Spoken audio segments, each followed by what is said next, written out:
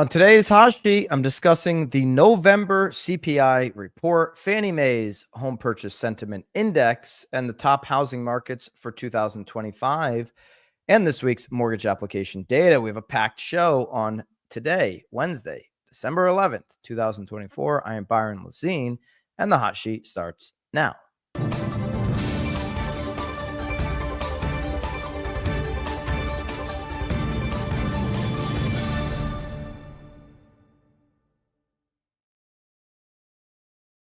Good morning here on Bammy's Day, where we're going to actually give out real rewards voted by you, not those scam awards that the industry often gloats about. Paid awards. That's not the Bammys. It's real awards on real estate's most biggest marketing topic categories of 2024. That's kicking off at 2 p.m. Eastern, and we have a keynote from Neil Dingra on your marketing and content for 2025, how to actually utilize your content to make it convert in 2025. That's all happening. Free virtual event, the Bammys, today at 2 p.m. Eastern time. Haley, can you drop the sign up link down below so nobody misses the Bammys? I am confident, because I'm not seeing any messages here, that the microphone is working, and thank God it is. By the way, it was a StreamYard issue.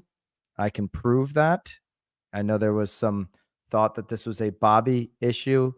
Haley was actually working the back end. I would have loved, Haley and I would have just loved to blame this on Bobby. Couldn't do it, though. It was actually a real StreamYard issue. I sent it out in a tweet on my X account. Here it is. Confirmed StreamYard issue.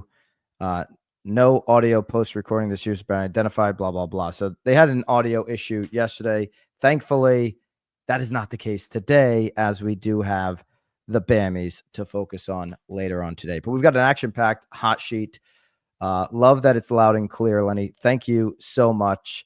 Laura says, Bobby is pure of heart. We would never do such a thing. Laura, that is very kind of you. Very kind. I know you've met Bobby, so that is an accurate statement. Bobby's a great man. Let's get into CPI. Not so great. CPI and inflation rate accelerates 2.7% in November. Catchline is that is as expected. Inflation ticking up 2.7%. As the Wall Street Journal reports, the CPI shows the path to bringing down price pressures remains bumpy. We'll get into what those numbers look like. Inflation, according to Wall Street Journal, picking up in November is a sign that the path to bringing down pressures remains, price pressures rather, remains bumpy. Okay, the 2.7% from a year earlier, the Labor Department said Wednesday.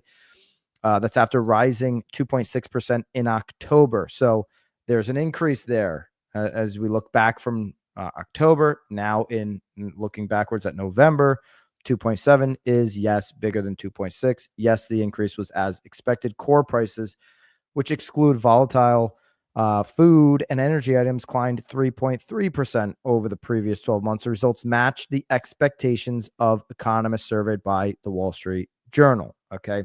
Stocks did edge up immediately on the open, or at least in the futures after because the market just opened now. The futures, of course, edged up because you could hit that at 8:30. Right now, we'll get into what the market's doing right now in just a second. Here is your overall look on inflation, consumer price index. You have both the less food and energy and the all items. All items, again, increasing from the 2.6 in October. That's also up from 2.4 in September. So inflation showing a stickier path.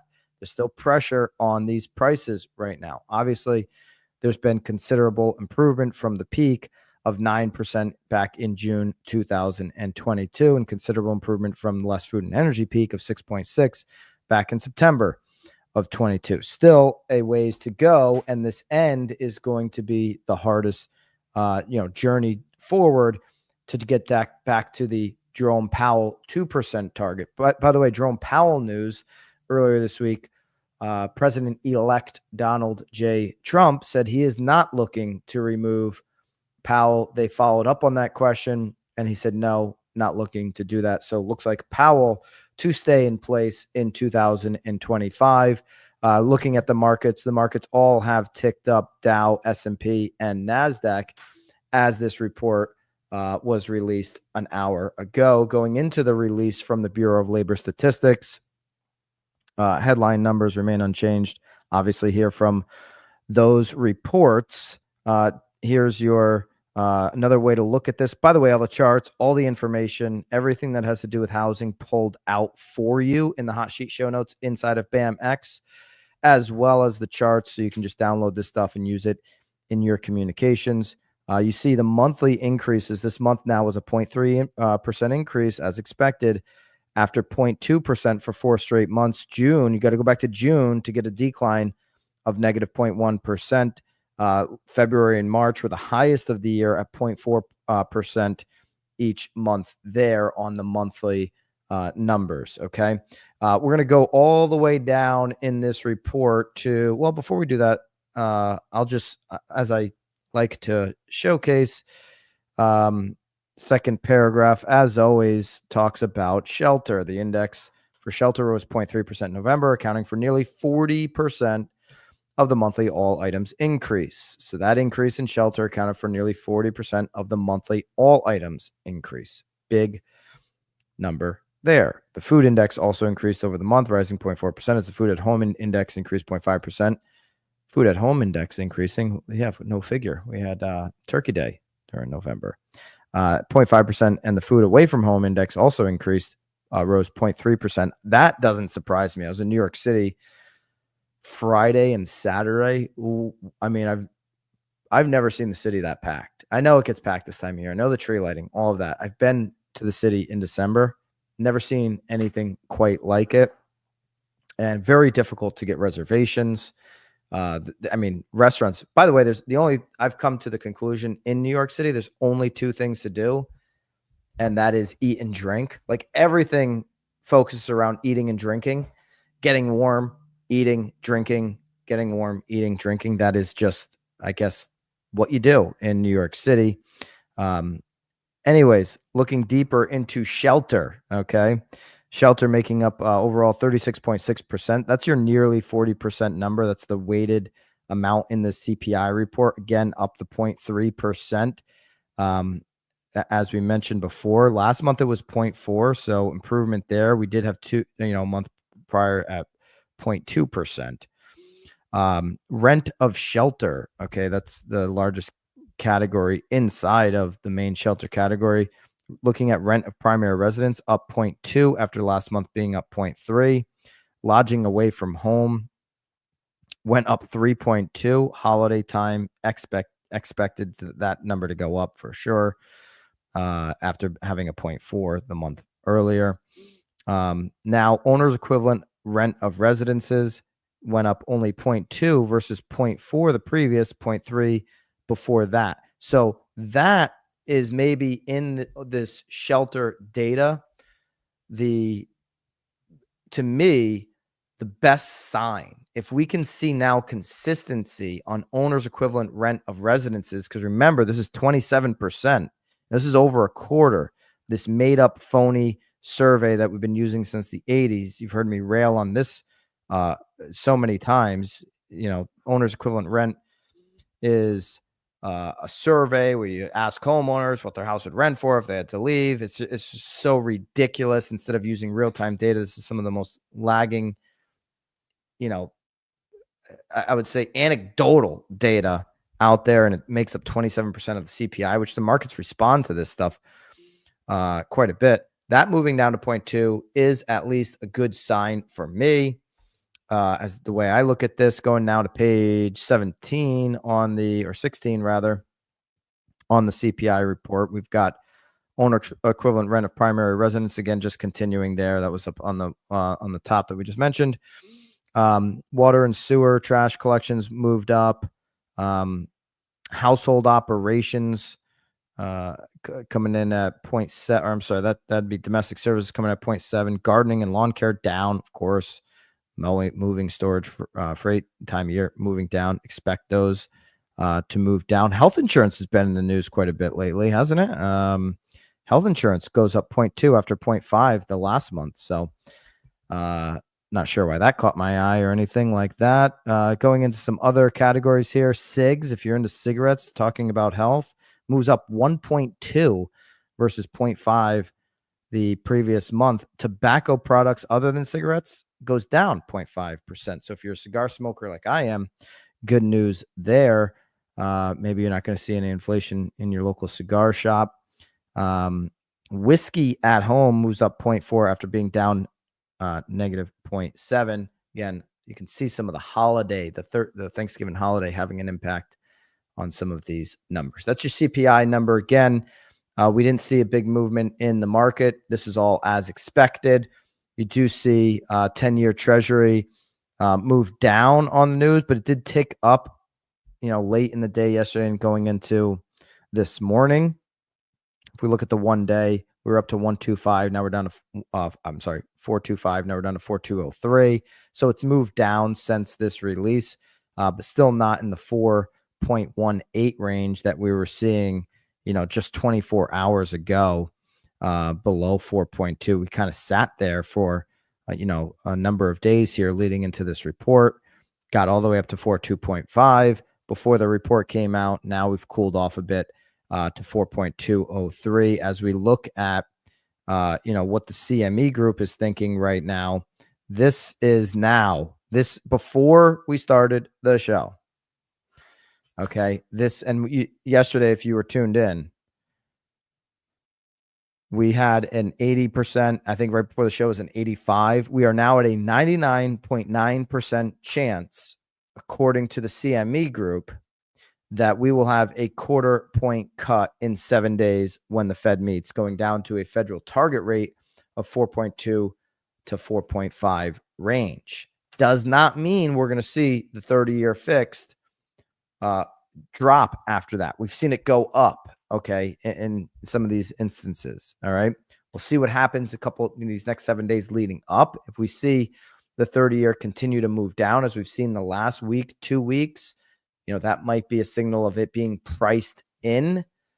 But a 99.9% chance now that the Fed will cut the rate. That'll total a 1 full point for 2024. We had the 0.5 point 2 meetings ago. Last meeting, 1/4 point. Now a 1/4 point.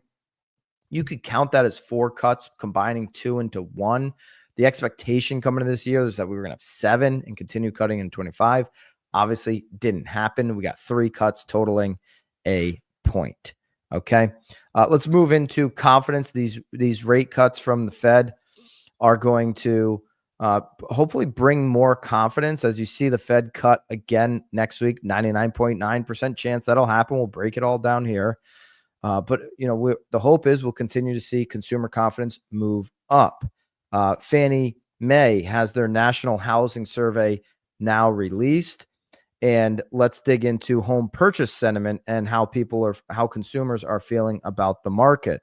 The HPSI home purchase sentiment index did move up in November, 0.4 points to 75. Okay. So 75 move up there. That is, in line with where we were in 2021. You might say, how could that be? And listen, I think consumers got it wrong with their sentiment in 2021. They should have been much more excited about 2%, 2.5%, 3% interest rates.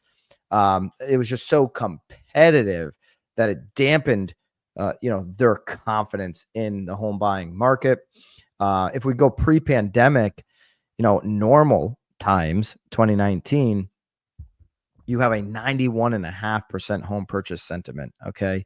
You had rates that were pretty, not sure what happened there. There you go.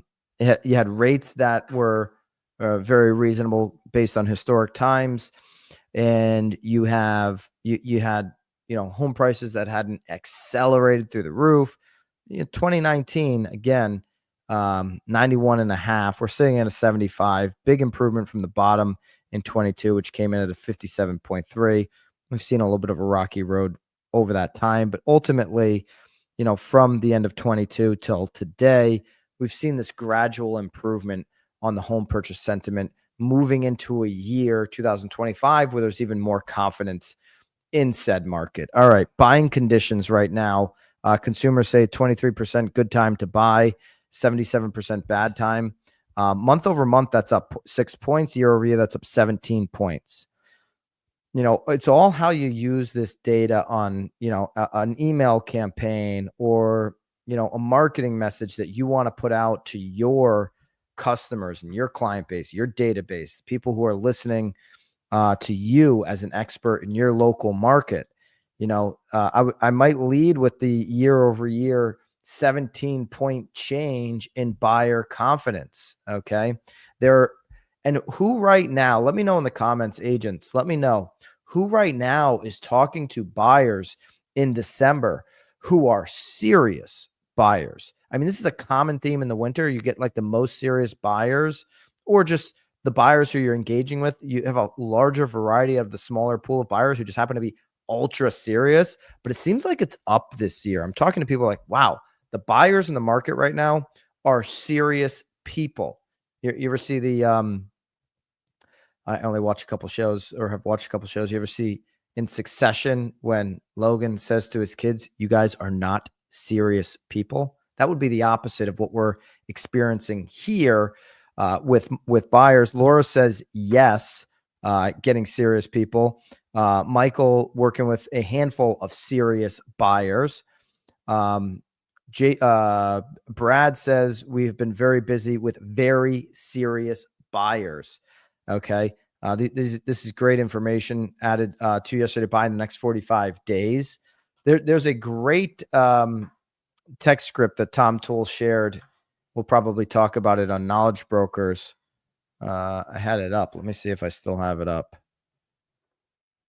Hey, I know this is probably the wrong time, but I've been talking to a lot of buyers who are very serious about buying in the next 90 days. Would you be open to the idea of selling if you got a great offer? So informing the sellers, right? There are serious buyers out there. Some of these stats here, obviously, I don't know why I keep hitting that button. My apologies. Some of these stats here back that claim up.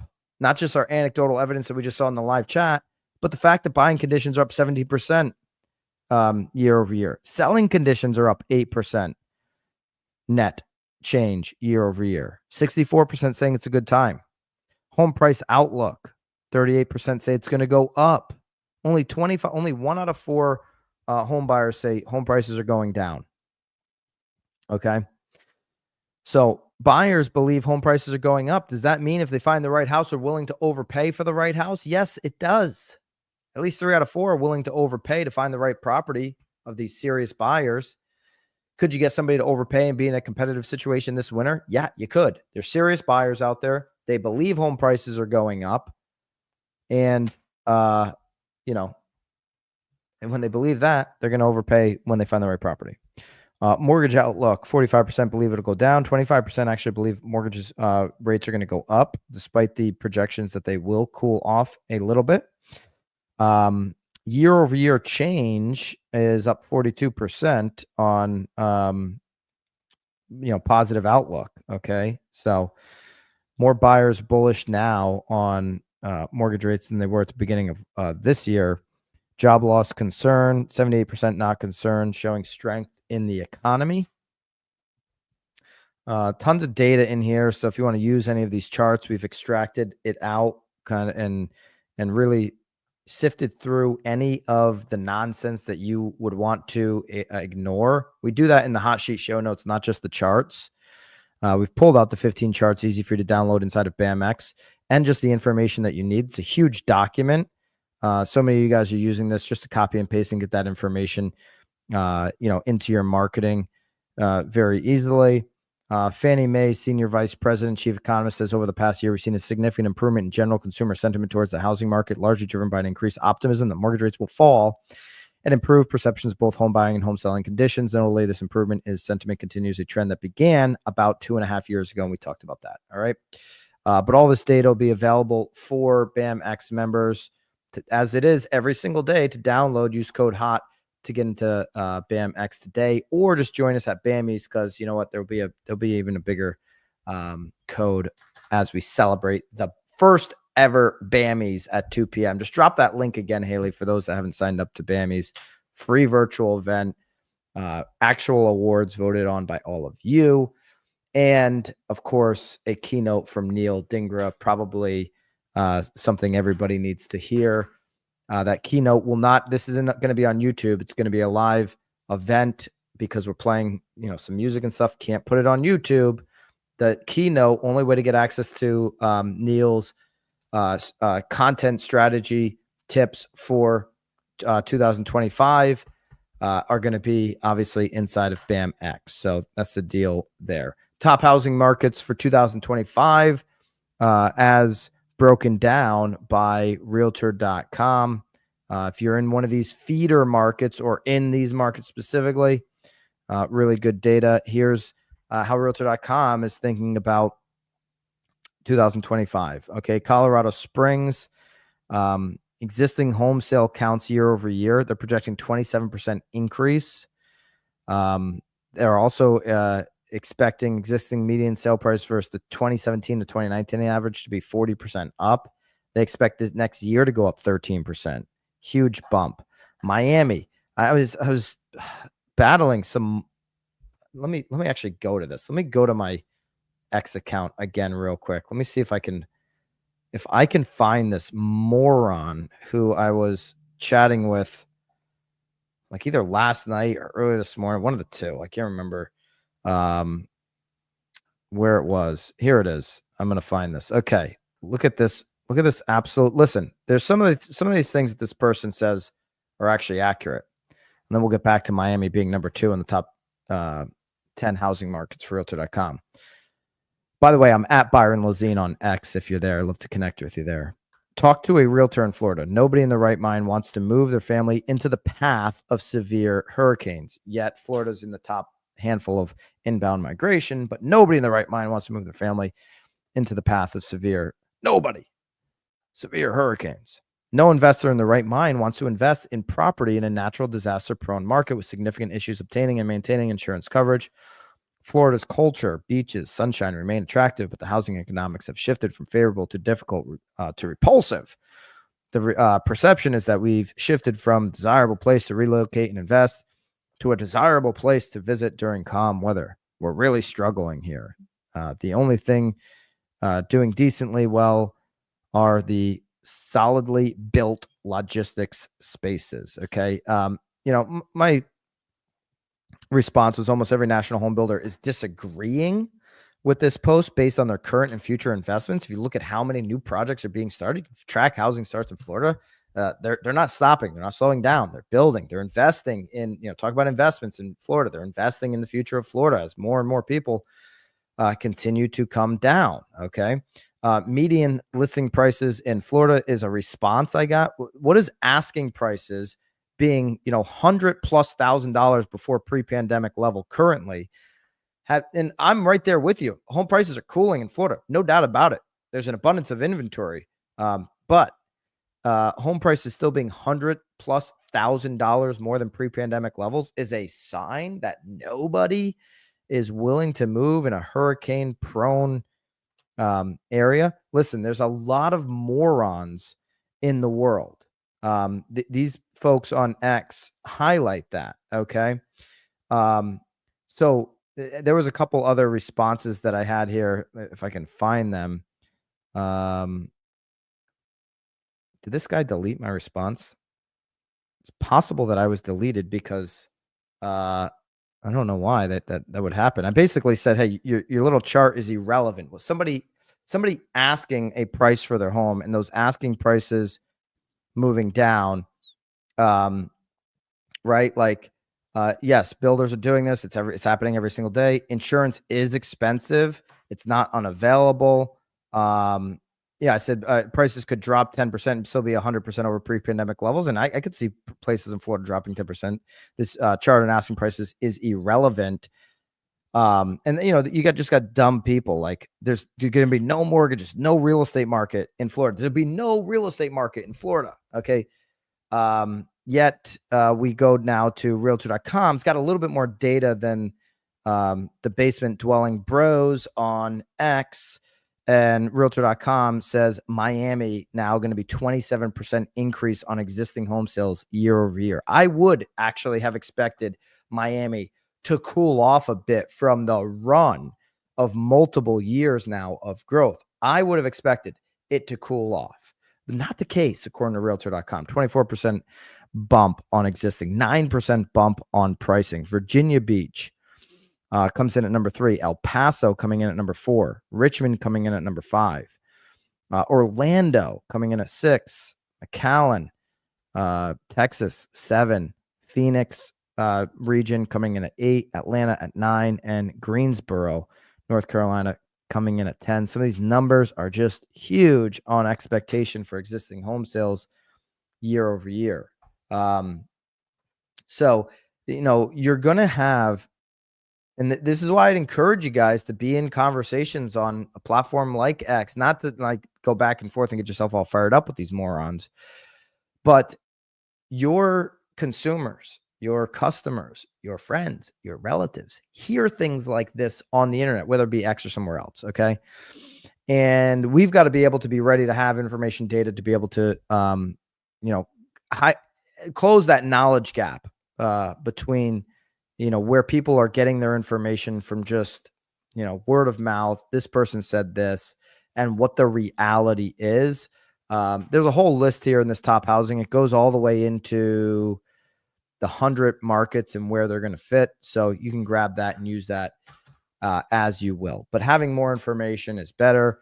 There's a lot of bad information. It's not just mainstream media that's putting out bad information. It's the people that your customers are talking to that are getting bad information. So unless your megaphone is bigger and, makes sense, they might buy into some of this crap. Okay. Again, love to connect with you over on X if you're there at Byron Lazine. Okay. Going into mortgage applications, another sign that probably going to be some more sales in 2025. Things are starting to look that way. Mortgage applications increased 5.4% from 1 week earlier, according to Mortgage Banker Association, just released today. This is for the week ending December 6th. Last week's results included an adjustment for the Thanksgiving holiday. So that's with the adjustment. That 5.4% number is the headline number. It includes the refinances, which increased 27% from the previous week. That was also up 42% higher than the same week a year ago. The seasonally adjusted purchase index, this is what we care about, decreased 4% from 1 week earlier. Okay, so we did see a purchase week over week reduction from the week earlier at 4%. We are getting in that time of year where you would expect it to move down between holidays. That being said, it is 4% higher than the same week 1 year ago. And to me, that's the bigger story that we're now continuing to see, week over week for the last 3+ months of year over year growth to the positive on mortgage application data. Okay. Mortgage rates decreased for the third consecutive week. According to Joel Kahn from MBA, the weekly went to 6.67. Applications increased 5%, driven by refinances. Okay. VA refinance applications were also up 85% from the previous week. Okay. Here's your reality check, obviously, on where we sit. Still low levels when you consider 1990 going all the way back to 1995. That is where we're at. We are seeing, though, 3 months. You got to start somewhere of improving conditions on these applications. Obviously, lowering rates, and we talked about this on Monday. You can go into BAMX and grab this chart. Available for all BAMX members. Here's the mortgage rate forecast across all major projections there. When you look at Goldman Sachs, Realtor.com, Fannie Mae, all in the 6.4 and below range. Bright MLS at 6. NAR really bullish at 5.9. MBA at 6.4. Housing Wire has a range 575 to 725. A gradual decline according to Zillow and Freddie Mac. So that's where the projections right now, the main projections as we sit here today in December of 24, come in for 25. Those will obviously change. Where we finished the day yesterday was at 6.78 on the 30-year fixed, as we did see that 10-year leading up to the CPI data bump up. We did see the 30-year bump up. We'll see what happens today, as again, CME Group is calling for a 99.9% chance that next week the Fed will cut the target rate. Join me at BAMI's later on today. There's a link down below. We'll put it in the replay. That's 2 p.m. Eastern, totally free virtual event. BAMI's. First time there's going to be real awards voted on by you in the real estate industry. It's the first one we've ever done. We also have a keynote from Neil Dingra on content that converts for 2025. As you're building out your marketing plan, Neil is somebody you want to hear from. Every time I'm around him, I'm taking notes. I encourage you guys to be there if you can. BAMX members, the replay will be available for you, or by signing up for the free virtual event. Be the only ways to get access, obviously, to the replay. It will not be on YouTube. BAMX members, you can use, I don't know if BAMI's code is open yet. We will have a code called BAMI's later. So use code BAMI's. That'll be the bigger discount to get into BAMX. Or if you just want to support us, you love us so much, use code HOT. That's 10%. That's still pretty good. Get into BAMX with the link down below. BAMX members also get access to Zoodealio, which generates 4 listings for you right off the bat. If you need to compete with iBuyers, there's no better solution than a company that actually partners with you like Zoodealio. Gets you, make sure you protects your commission as opposed to trying to eliminate you. Zoodealio also helps agents across the country get more listings. You get Zoodealio absolutely free just by being a BAMX member. Become a BAMX member today. That's your hot sheet here for today. Hope you guys have a great Wednesday. See you all at 2 p.m. Eastern over at the first ever BAMI's. Until then, of course, toodaloo.